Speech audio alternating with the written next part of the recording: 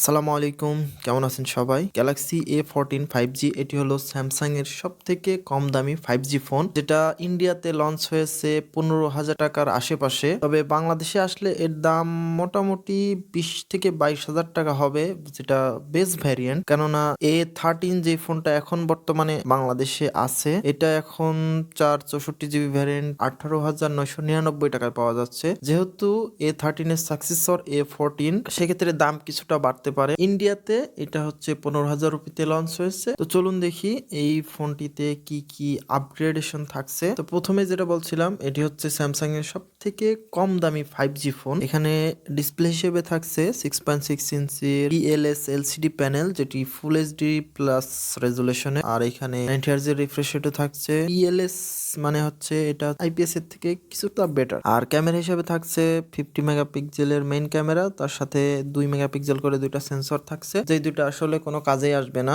আর সামনে থাকছে 13 মেগাপিক্সেলের সেলফি ক্যামেরা। এবং প্রসেসর হিসেবে এখানে স্যামসাং এর নিজস্ব তৈরি একদম নতুন Exynos 1330 এই প্রসেসরটা ইউজ করা হয়েছে, যার Antutu স্কোর 4 লাখের উপরে। তবে এটার পারফরমেন্স মোটামুটি ডায়মেনসিটি 700 এর থেকে একটু বেশি হবে। আশা করা যায় এই বাজেট অনুযায়ী প্রসেসরটা ভালোই পারফর্ম করবে। আর এখানে এই ফোনটিতে অবশ্যই আপনারা out of the box Android 13 পাবেন, সেই সাথে One UI Core 5.0 কোর হচ্ছে স্যামসাং এর কম দামের ফোনগুলোতে ইউজ করা হয়, কারণ কেননা স্যামসাং এর যে ইউআইটা আছে One UI, এটা খুবই হেভি একটা ইউআই। আর এই বাজেটের ফোনে যদি ফুল ইউআইটা দেওয়া যায়, তাহলে প্রসেসর সেটা লোড নিতে পারবে না। এই জন্য তারা বাজেট ফোনগুলোতে কোর ভার্সন ইউজ করে। তবে স্যামসাং এখানে 2 বছরের মেজর অ্যান্ড্রয়েড আপডেট দিবে এবং 4 বছরের সিকিউরিটি আপডেট তারা দিবে। এবং স্যামসাং এর এই দিক থেকে খুব ভালো একটা সুনাম আছে, তারা সফটওয়্যার আপডেট খুব ভালোভাবে দেয়। এবং এই ফোনটিতে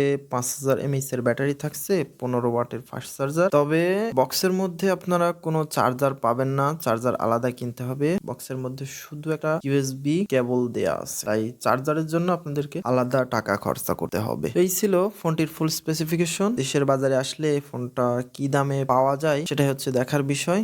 দেখা যাক, ফোনটি খুব শীঘ্রই বাংলাদেশেও চলে আসবে। আজকের মতো এখানে বিদায় নিচ্ছি, দেখা হবে পরবর্তী কোনো ভিডিওতে। সবাই ভালো থাকবেন, সুস্থ থাকবেন, আল্লাহ হাফেজ।